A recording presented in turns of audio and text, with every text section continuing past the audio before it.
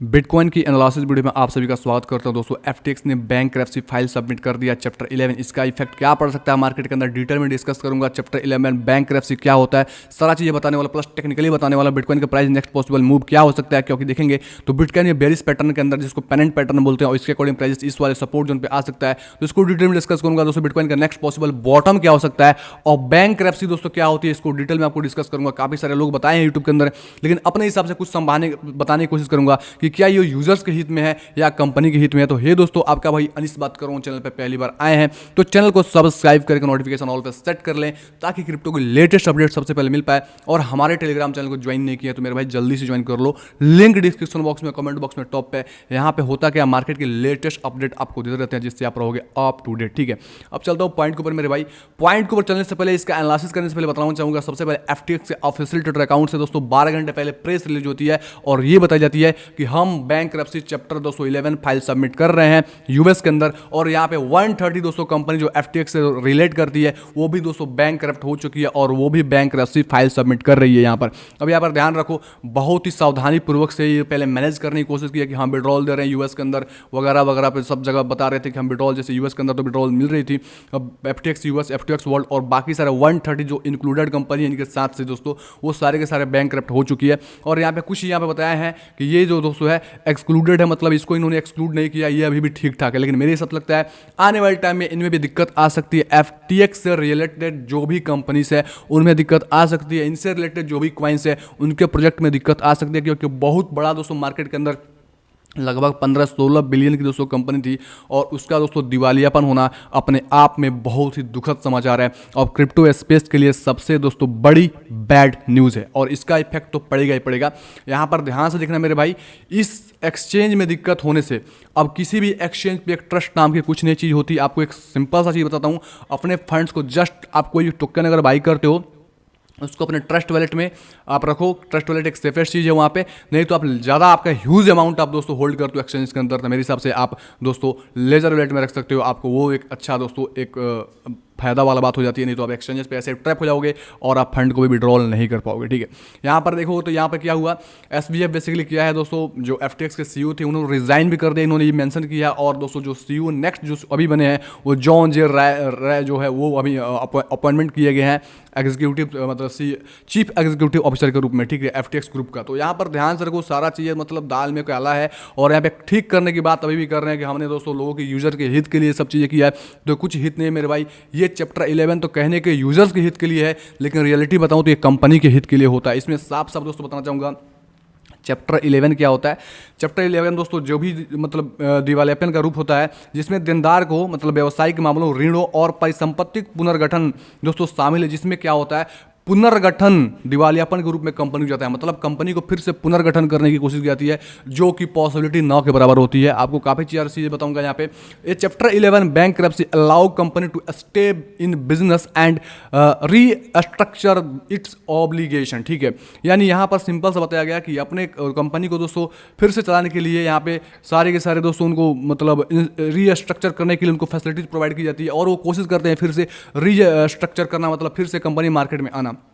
लेकिन ये मुश्किल ही नहीं नामुमकिन होता, क्योंकि जिस कंपनी की एक बार दोस्तों फेस वैल्यू गिर जाती है, अगेन से मार्केट में स्टेबलाइज होना बहुत ही मुश्किल होती है, क्योंकि लगभग 15-16 बिलियन वर्थ का कंपनी वर्ल्ड के दोस्तों टॉप 2 का एक्सचेंज था, उसके साथ एक दिक्कत आना क्रिप्टो स्पेस के लिए बहुत ही दुखद समाचार है। और यहाँ पे कोर्ट क्या करती है, इसको बेनिफिट्स देती है कि आप क्या कर सकते हो, फिर से दोस्तों अपनी कंपनी को बिल्ड करने के लिए, बिजनेस को बिल्ड करने के लिए कोर्ट इनको दोस्तों एकदम आराम से छूट मिल जाता है, और ये जेल जाने से बच जाते हैं। तो ओवरऑल मैं बताऊँ, इस सारी की सारी जो फायदा है वो कंपनी के हित में जाती है, यूजर्स के हित में जस्ट समय जाता है और उनका पैसा जाता है, क्योंकि समय कब तक आएगा, साल लगेगा, 2 साल लगेगा, 5 साल लगेगा, 10 साल लगेगा, 10 तक लग जाते हैं, लेकिन कोई इसका सोल्यूशन नहीं हो पाता है। और जो कंपनी के सीईओ है वैसे ही दोस्तों आराम से हाँ लेके आ रहे हैं, कर रहे हैं, ये सब चेकिंग वगैरह जांच वगैरह चलते चलते वो भी खत्म हो जाएंगे, और मार्केट में आपका पैसा ऐसे ही फंसा का फंसा रह जाएगा। क्योंकि एम्प्टी गॉस का बॉक्स का कुछ ऐसा ही हुआ था, लगभग 9 से 10 साल के आसपास हो गए, लेकिन कोई उसका रिस्पॉन्स नहीं मिला। हाँ आ रहे हैं, आपको कॉइन मिल रहे हैं, बिटकॉइंस आपके वॉलेट में मिलेंगे, लेकिन कुछ ऐसा आपको चीज़ें दिखने को नहीं मिलता। तो वैसे करते करते ठीक ठाक करते करते कोई अलग दोस्तों प्रोजेक्ट में चले जाएंगे, और वहाँ पे उनका इनकम होना चालू हो जाएगा, लेकिन आम इंसान यहाँ पे फंस चुका है। तो ये चीज़ आपको जानना जरूरी है कि अब यहाँ से आप कुछ होगा तो 10 को लगेंगे एट ए टाइम, बहुत जल्दी नहीं होने वाला है। और मार्केट में दोस्तों इसका इफेक्ट पड़ेगा और मार्केट में काफ़ी सारे ऐसे टोकन्स कॉइन्स होंगे जिससे प्रभाव में दोस्तों आएंगे और उनके अंदर एक डंप दिखने को मिलेगा। और बिटकॉइन भी इसे अछूता नहीं है, बिटकॉइन भी एक न्यू बॉटम लगने को आपको देख सकता है। तो चलता हूँ टेक्निकल चार्ट के ऊपर, उम्मीद करता हूँ आप चैप्टर 11 बैंक क्रैप्सी समझ गए होंगे। अब यहाँ पे चार्ट के ऊपर चलता हूँ, कुछ चीज़ें समझाने की कोशिश करूँगा। कल का अगर मेरा दोस्तों आप देखेंगे वीडियो, तो वीडियो के अंदर क्लियर बोला था कि this is our important zone, जो दोस्तों इसको बोलते हैं नो ट्रेडिंग जोन एरिया। मैंने कल ड्रॉ करके बोला था कि यहाँ से ऊपर जाना पॉसिबल नहीं, यहाँ से ऊपर जाएगा देन तभी हम दोस्तों इसके अंदर बुलिश होंगे, क्योंकि यहाँ पे देखेंगे तो हाफ रिट्रेसमेंट का ब्रेकआउट भी हो जाएगा और ये वाला जो इंपॉर्टेंट जो जोन है एज ए जो रेसिस्टेंस काम करे वो एज ए सपोर्ट वर्क करना चालू कर देगा।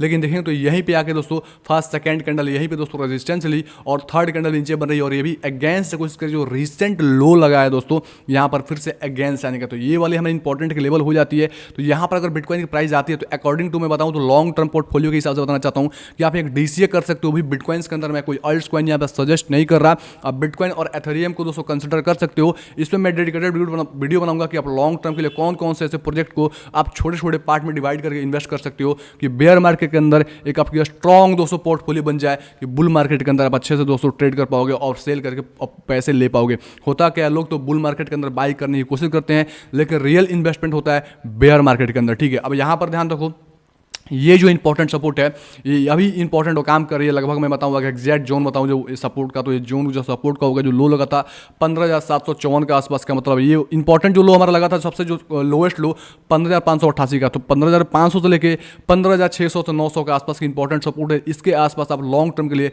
बिटकॉइन में एंट्री कर सकते हो। ध्यान रखो ये वाला इंपॉर्टेंट लेवल है, आराम से एंट्री करना।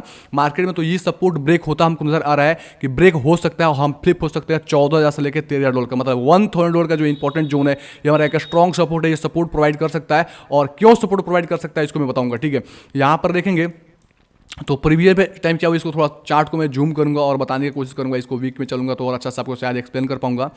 यहां पर देखेंगे तो जो 2019 के में जो मार्केट गया, ठीक है 2017 में तो बुल रन आया था मेरे भाई। 2017 के बाद जो मार्केट जब बेयर मार्केट के अंदर आई और आने का अगेंस्ट जो दोस्तों 2019 का टॉप लगाई, तो 2007 का टॉप 2017 का लगा था लेकिन इसको ब्रेक नहीं कर पाया। यहाँ पे 2019 का टॉप लगा था, ये इंपॉर्टेंट एक सपोर्ट प्रोवाइड कर सकता है क्योंकि इसी के ब्रेकआउट के बाद मार्केट एक अगेंस्ट दोस्तों एक हैवी रैली की और जाके थोड़ा सा दोस्तों इसको हर्डल मिला। ऑल टाइम हाई के बाद जो बिटकॉइन का ऑल टाइम था दोस्तों यहाँ पे हर्डल मिला, उसके बाद एक ब्रेकआउट मिल गई और यही दोस्तों हर्डल जो इसको रेस्पेक्ट कर रहा था और इसको दोस्तों सपोर्ट लेने की कोशिश कर रहा था और जून मंथ के लो को लगने के बाद दोस्तों इसको होल्ड कर रहा था यहाँ पर और ये भी ब्रेकडाउन हो चुका है। तो मार्केट का ओवरऑल बिटकॉइन का जो सेंटीमेंट वो बेरिश है मेरे भाई। अगर आप चाहो तो मेरे हिसाब से वेट करो, प्राइस ये 15,500 से लेके इसको भी ब्रेकडाउन करके शायद 14 से लेके 13,000 तक आ सकती है। तो एक बेस्ट अपॉर्चुनिटी मिल सकती है आपको एंट्री का। एज अगर डीसीए पर्पज से देख सकते हो तो आप एक छोटे मोटे अमाउंट से यहाँ पे एंट्री कर सकते हो और आपको यहाँ पे लॉन्ग टर्म के लिए इसको रखना है, ना कि शॉर्ट टर्म के लिए 2-4 दिनों में 10 दिनों में आपको प्रॉफिट्स मिल जाएगा। नहीं, आप लॉन्ग टर्म पोर्टफोलियो को मैनेज कर रहे हो और दोस्तों बेयर मार्केट के अंदर अगर इस तरीके से मैनेज करोगे तो अगर आपको दोस्तों लॉसेस हुई है वो लॉसेस रिकवर करने का एकमात्र सोल्यूशन है, ऐसे रिकवर की जा सकती है। ठीक है, अब यहाँ पर ध्यान रखो। उसके बाद दोस्तों नेक्स्ट जो आपकी एंट्री होगी वो होगी लगभग 13,000 से लेकर $14,000 तक। अगर बिटकॉइन की प्राइस यहाँ तक फ्लिप होती है तो अगेंस्ट से आप एथेरियम को पकड़ना और बिटकॉइन को पकड़ना। इसमें डीसीए जो मंथली बेसिस पे करते होगे, अगर सिप करते होगे या डीसीए पे एक डेप में एंट्री करना चाहते होंगे तो एक बेस्ट अपॉर्चुनिटी ये हो जाती है। और नेक्स्ट दोस्तों ज़्यादा डल सिचुएशन होगा, मुझको तो लगता है कि बिटकॉइन $10,000 के आसपास जाकर टेस्ट कर सकता है। काफ़ी लोगों का मानना है, मैं ट्विटर पर ट्वीट करके पूछा भी था तो लोग काफ़ी लोग बोल रहे हैं 15 के जाएगा, काफ़ी लोग 14 के, काफ़ी लोग 9 के बोल रहे हैं, काफ़ी लोग 7 के 7.5 के बोल रहे हैं। सबकी अपने अपनी ओपिनियन, लेकिन मेरा ओपिनियन है कि अगर ज़्यादा से ज़्यादा कुछ लो लगेगा तो शायद 10 के या एक विक्स लगती है 9 के आसपास और बिटकॉइन अपना एक बॉटम फाइंड आउट कर देगा और यहाँ से बिटकॉइन में एक रैली आना चालू हो जाएगी। ठीक है, क्योंकि बिटकॉइन का जब भी बॉटम लगता है मेरे भाई तो बॉटम लगने के बाद प्राइस ऐसे ही यू टर्न ऊपर नहीं जाता। ठीक है, अगर आप देखोगे तो प्राइजेस आती है और इस तरीके से जाती है नीचे आके फ्लिप करती है। सपोर्ट मानो यहाँ बिटकॉइन का बॉटम बनता है तो राउंडिंग बॉटम बनेगी, इस तरीके से बनेगी, इस तरीके से, इस तरीके से। और ये जो प्रोसेस होगा मेरे भाई ये 1-2 दिन नहीं, ये महीनों लग जाते हैं, 2-4 महीने लग जाते हैं बॉटम बनाने में, 5 महीने लग जाते हैं और उसके बाद से प्राइस धीरे धीरे ऊपर ऊपर ऊपर ऊपर ऊपर निकलती जाएगी, आपको पता नहीं चलेगा और प्राइस फिर ऑल टाइम हाई के कगार पे चली जाती है। ठीक है, तो ये प्रोसेस थोड़ा सा और लंबा लग सकता है। क्यों लग सकता है मेरे भाई, यहाँ पे एक्सप्लेन करूंगा। क्योंकि एफटीएक्स में जो इशू हुई है अभी फिलहाल दोस्तों टेरा लूना का इशू हुआ था मई के आसपास, तो मई का आपने डंप देख लिया होगा। मैं बताना चाहूंगा मई का अगर डंप आपको मार करके दिखाऊं तो वही जून है दोस्तों, लगभग 5-6 जून के आसपास का है। और जोन के अंदर यहाँ पे बिटकॉइन नहीं हो तो बिल्कुल जोन के अंदर दोस्तों सपोर्ट लेने की कोशिश करता, बार बार यहाँ से बाउंस रहा था।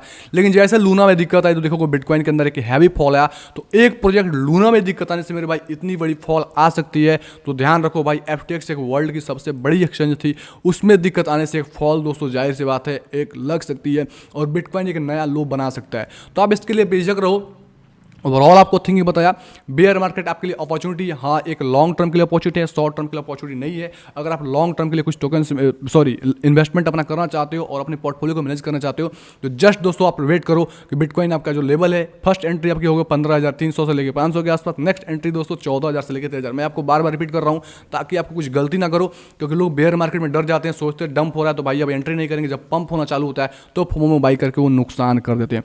ओवरऑल मेरा माइंडसेट समझ गए होंगे और ये समझ में आ गया होगा बैंकरप्सी क्या है। बैंकरप्सी जस्ट दोस्तों जो कंपनी होती है वो जेल जाने से बच जाती है, वो जेल का दोस्तों चक्की पीसने से बच जाती है, और उनको दोस्तों समय मिल जाता है कि हाँ वो लोग कुछ कोशिश के नाम पे कुछ घंटा नहीं होता मेरे भाई, जस्ट वहाँ पे हाँ ये चीज़ कर रहे हैं, सॉफ्टवेयर अपडेट हो रहा है, ये कर रहा है, फलाना ठिमका ठिकाना, कोर्ट का चक्कर हुआ, जो भी होगा लीगल तरीके से की जाती है। लेकिन वो प्रोसेस 1-2 दिन या 1-2 महीने में नहीं होता है, सालों साल दशक लग जाते हैं। तो इसके लिए आपको समझ में आ गया होगा कि बैंकरप्सी कहने को तो यूज़र के हित में है, लेकिन रियलिटी बोली जाए तो ये जो सबसे ज़्यादा फायदा होती है कंपनियों को होता है। ठीक है, उम्मीद करता हूँ समझ आ गया होगा। और इस तरीके से वीडियो को चैनल को सब्सक्राइब करके नोटिफिकेशन ऑल पर सेट कर लें ताकि क्रिप्टो के लेटेस्ट अपडेट मिले और अपने दोस्तों के साथ जरूर से शेयर करें। ओके, धन्यवाद, take care and bye bye.